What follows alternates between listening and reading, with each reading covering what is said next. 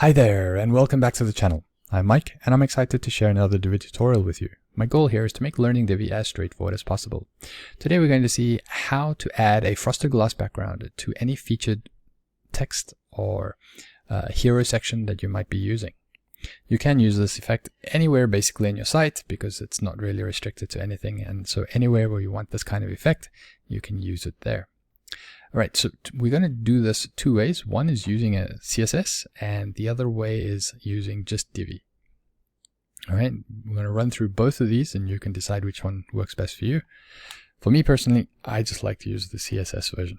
It's far simpler and easier, in my view. So, if this is of interest to you, then just grab your favorite beverage, hit that like button, and let's jump right in.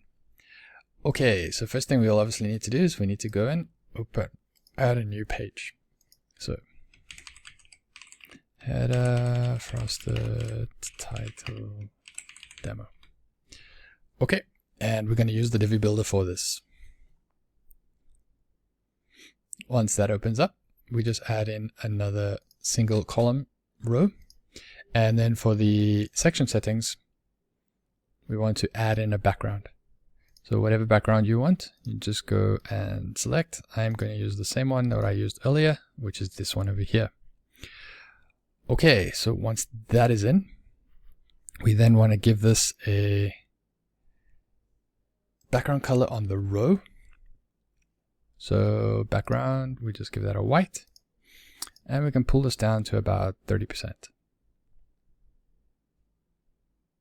Okay, so you can see that there's the white frosted is starting to take its place, but it doesn't give you that blur effect like what we saw in the earlier one. See, where you can see it actually blurs it out, so you get that contrast between the image in the back and your text over here.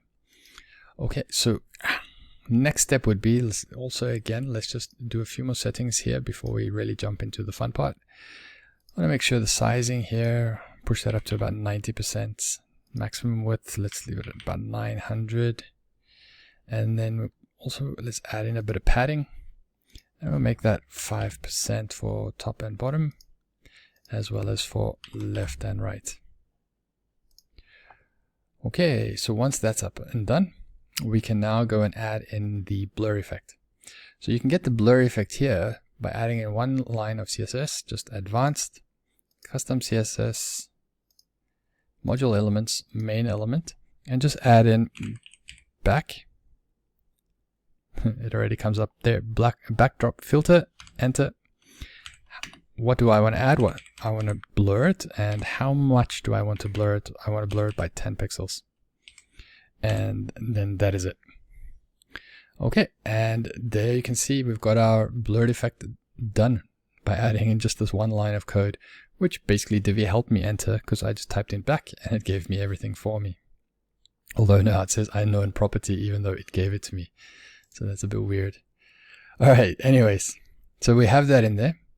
Let's now just add in some text. I'm just going to take text that I used earlier.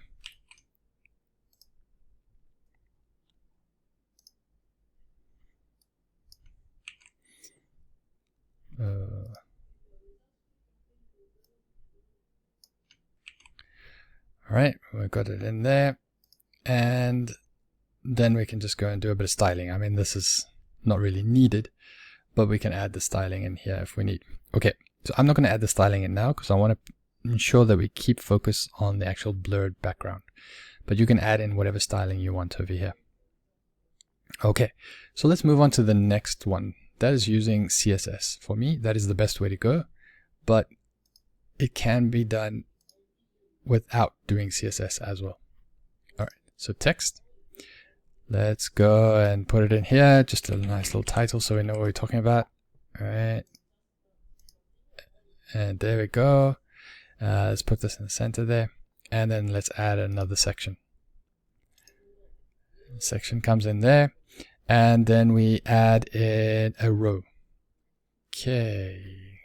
Again, before we really do anything with the row, we're going to have to add in our background. Okay, background. And same one, I'm just going to add that one. and it goes. Okay, so then we also want to make a few changes here. This one we want to change by using this parallax effect. All right, so if I check that, I then get other options here, parallax method. So the method I want to use is the CSS method. Okay, so once that is set, we can then go up to the top here and right click on this and duplicate text.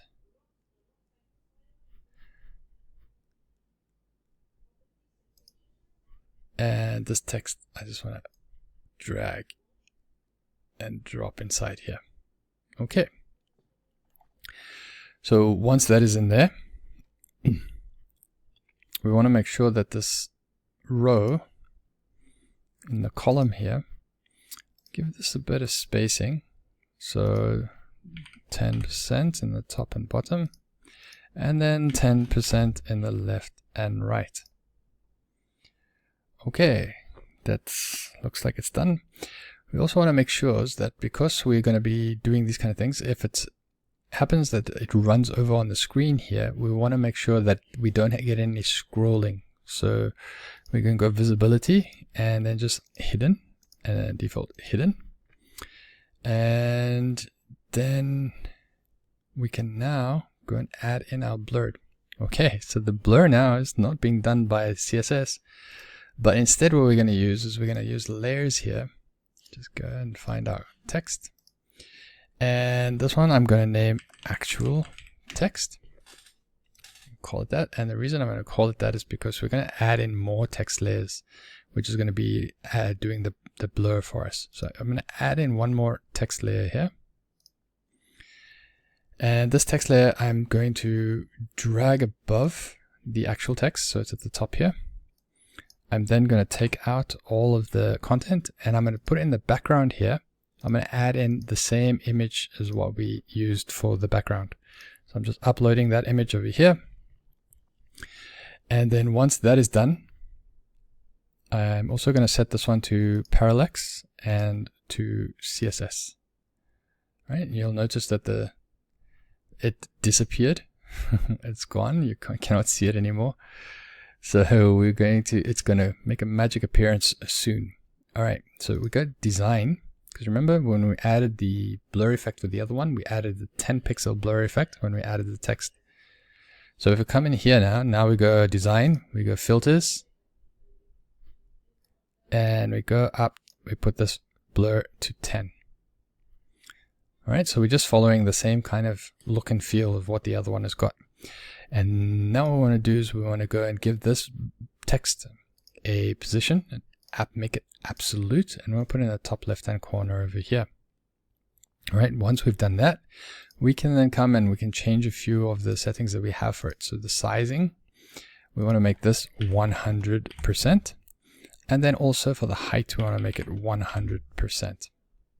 And then boom, there we have it. It's making its appearance. All right, we've got the blur effect coming back. So you can leave it here and just use it as it is. Or if you want to go the full effect and get this whole real frosted blur effect rather than just the blur effect, we need to add in one more layer. Okay, so if we add in one more layer, what we're going to do is this text here, we're just going to duplicate it. So this is the blur effect, right? Blur effect.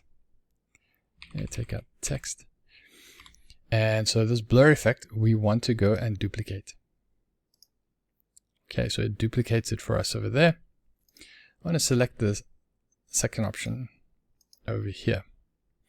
And in this option over here, I want to go into my background. And this background image, I want to delete. Okay. And then the image or the background color, I want to make it white. But then the white, I want to bring down to 50%. You can see we're starting to get that same look and feel as what we got by just typing it in earlier. All right. Now, the next thing you want to do is if you come into design, you go to filters and we take away that 10%. All right. And then that's it.